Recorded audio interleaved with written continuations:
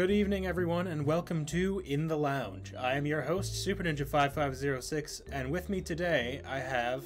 Our first interview couldn't have been done without a perfect guest. Someone who's been a figurehead of the community in the current day or the past ages.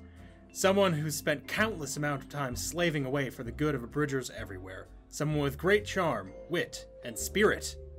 Sadly, we could only get LightningCrabz. Hello. Hey, managed to not fuck that one up on the first go. Good job, me. Alright, so welcome, LightningCrabz. Do you have a preferred name you'd like me to call you while we're doing this thing? Chris or LC or Lightning, just whatever. I'm just going to go with Chris because that's the easiest to say. Cool beans. So why don't you tell us a little bit about yourself and what you do? Alright, the editor, co-writer, and I guess frequent voice actor of Ghost in the Shell Abridged, a project that's been going on since, I believe, like 2011? Let me look real quick. I want to say it started in December 2011. I know it's been a while. I found your stuff, like, years ago, like, way before I met you. Yeah. And it was, like, I remember at the time you had, by the time I had found it, I had, like, marathoned all, however many episodes, and it was right on the... I remember the line because the episode that it like stopped on was being a cop is the tits, and like I immediately after I saw that I'm like, this is so good. And I saw the next episode was not a thing because it said GitSA is kill. Yes. And I'm like, well, shit. Came in just in time. But then you started posting again and I became a happy boy. Yeah. So I just checked, it was actually January 2011 when the first one was posted. The project actually started like us as a group, I'd say like December 2010. A little further back than I thought. When you saw that episode, I want to say that was like 6. I think so. Sure. But anyways, what happened was that was the last episode I made before I went a year away to Singapore to study abroad. And I was kind of in a situation where I didn't know what my life was going to be like afterwards. So I really couldn't say for sure that GitSA could continue. So I just said, it's kill to be safe, essentially. Right, and then you started posting videos again. You could just be, it was all a prank, bro, and you all fell for it. You all fell for my social experiment. Damn it. Now that we're nice and comfortable here in the lounge, it's time to let the questions flow. That's right, folks. Grab your drinks because it's happy hour. So, the first question, how did you and your team for GitSA come together? Like, how did you decide that that was going to be your thing and you found the crew for it? So one of the things you'll notice about my crew is that we all have crabs at the end of our name. We were like the three main people, me, LightningCrabz, DelfuCrabz, and MonkeyCrabz. We're all best buds back in high school. We would play Halo 3 together. We were all good friends. And eventually we just... I thought about starting an Abridged series a couple times in my life, but I think for whatever reason I decided now was the time I wanted to finally do it. It was... Dragon Ball Z Abridged had started to blow up by that point. I want to say they're around like episode 20. They were in the middle of season 2. And I just decided now was the time I really wanted to take a serious shot at it. So it was me. We'd also had another mutual friend named Garakai, and he was going to be our editor, one of our big voice actors, and we all had collaborated on the project. I kind of threw my friends in there as like, it's your friends. You want to cast them and stuff, but they were very much my real-life friends that I just wanted to incorporate into this project that I wanted to do. But eventually, the other guy, Garakai, he ended up falling out, and so it ended up being a lot shouldered on me. So I just decided, you know what, fuck it. Even though I don't know how to edit, even though I'm kind of a weak voice actor, you know what, I'll learn how to do all this shit. I'll figure it out, and yeah, that's more or less how the project started. I would say one of the biggest changes was we had a lot of trouble finding a girl to play Major, because we were very set on doing Ghost in the Shell since the beginning, or rather, me and Garakai were. That was one of the things we could agree on, that we wanted to do that series.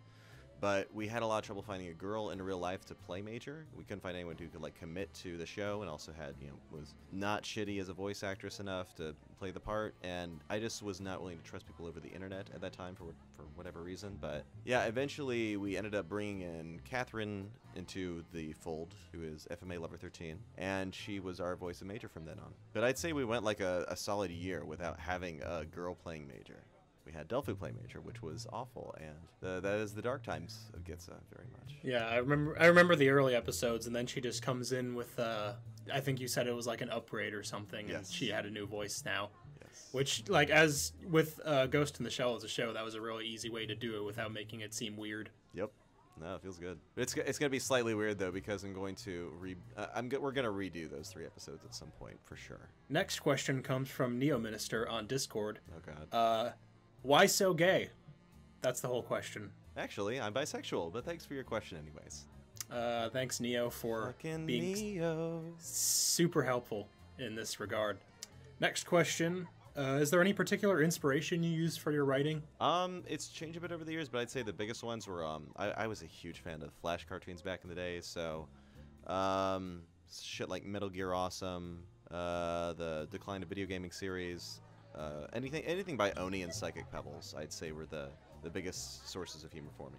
Then later years, I'd say it was more, like a lot of comedians that I like John Mulaney has become a huge favorite of mine, and I've watched his shit a billion times over, and that's become, I think as the series has gone on and my taste in humor has changed, you know, I guess the sources of inspiration for the series has changed as well. Yeah, I mean, over time, everybody's sense of humor changes. Like, Right. stuff I found funny, 10 years ago, I probably would go, like, that's the dumbest shit. And stuff today that I'm going, that's the dumbest shit, but it's also hilarious, also exists. So, Yeah. who knows? Humor is I mean, weird. I can look back at some of my ideas from back then, and I can say like the execution was terrible, but the idea is good there. But at the same time, I can say I would never write something like that anymore. I've definitely changed since then in terms of taste and humor. Next question. Is there any anime that's had a particular impact on you, like Ghost in the Shell has? I guess the funny thing with Ghost in the Shell is that I got really into it much later in my life. Like, I say later, but it was like the end of high school, like early college, somewhere like then. But I'd say like growing up, especially one of the biggest ones that have had an impact on me would be Trigun and Cowboy Bebop. Back in the day, I was, all these ran on Adult Swim, and what I would have to do was stay up late and sneak downstairs to the basement and watch TV all night long in order to catch all the really good animes that weren't on Toonami. But I ended up watching Trigun, and that ended up being like, I guess as someone growing up trying to deal with concepts of like, the world as a whole being a darker place and morality and shit, something like Trigun really appealed to me, where he was like peaceful, but had to be violent, and that sort of thing. But I guess another one actually would be Digimon. That's been really, really relevant for me. The first 2 seasons of Digimon especially. Because like even looking back at it now, the writing and characterization was a huge inspiration for me. Even now I can look at Digimon Season 1 and see how they balanced having like a large cast of really well-developed characters, and see how that's played a lot into me, where I like to have a huge cast of characters, but try and define like very well-rounded personalities for each one of them and figure out how to share the spotlight. I think I definitely get that from Digimon. All right. Next question comes paraphrased from @real_UA_Denki on Twitter. If you were in the My Hero Academia universe, what would your quirk be, and do you think you could get into UA with it? See, the problem is it's me, so it's gonna be dumb shit. My superpower, my quirk, I guess, would be it's gonna be something stupid, like I can pop my bones really loud and it's a sonic boom or some shit like that. But No, that's rad. I don't know what you're talking about. I don't think I'd be able to get into UA with that shit, man. Like, I would be like one of the X-Men rejects. You're the guy they call when they run out of guys to call. That's right. That's my position. That's my niche. All right. Next question.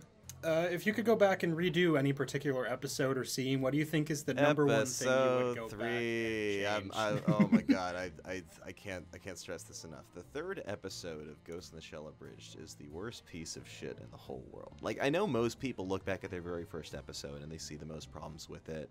They really want to redo that more than anything else. But like, I can still look at that back at the first one and see some good ideas. I was just too inexperienced to make them work. But the 3rd one, it's like I can clearly see where I stumbled and misstepped and did something wrong. In the first one, I didn't put nearly as much emphasis on the writing as I should have, and because of that, the whole episode suffers for it. Just sometimes, like an old episode can still be worth looking back through if there's like one good joke or one good thing that stands out to you. But yeah, when I watch episode 3, it's like there's nothing. There's not a damn thing I go back there for. Maybe like one joke at the beginning, but that's it. After watching it for 30 seconds, there's no reason to watch the remaining like 10 plus minutes of it. It's just lousy. I really learned from that episode. Just place a lot more emphasis on the writing of my show. Right, and when a lot of people say like strong writing can save weak editing, and I believe that too personally. Yes. Like telling a good story is more important than having really good skills with a shit story. Yeah, no, hands down, agree. Last question. This comes from @MetalFireVA on Twitter. Are you actually a buff Magikarp IRL? I guess I gotta reveal the secret then. Yes, I am actually a buff Magikarp in real life. But what I do is I have like a symbiotic human skin that I use to move around with to maintain the illusion of being a normal person. So it's like a skin suit. Is your skin suit like filled with water so you can breathe all the time? Yes. Because that was my concern when I was given this question and forced to think about this very important issue is how does he walk around and just operate day to day? But if you got water in your skin soon, well, that basically solves the crab problem. technology has developed a way to power internal liquids solely on sweet tea. That's why I drink nothing but sweet tea, because it powers my exoskeleton. See, yes, sweet tea is very high in energy. Yes. Well, the bartender is giving us a look, so I think it's time for our last call. Why don't you go ahead and talk about yourself for a minute, promote your stuff, tell us where we can find you and your team, that sort of thing.